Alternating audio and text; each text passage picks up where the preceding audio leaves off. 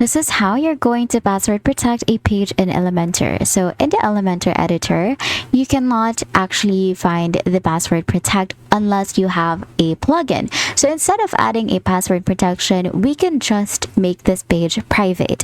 So what we're going to do in the Elementor editor, we're going to click this page settings right here at the top left of our screen. And then from here, from the general settings, we're just going to change the status from, which is usually draft or like publish, it depends, but you're going to have to change the status to private instead of anything that is a default.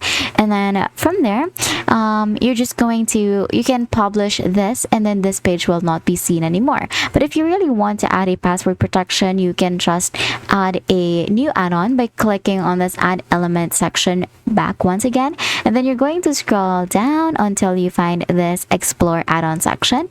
You're just going to click on explore add-ons, and then from there you're going to download either essential add-ons or ultimate add-ons, but these plugins are actually paid, so you will have to pay for it and then sign up for them. And that's it. That is how you can password protect a page in Elementor.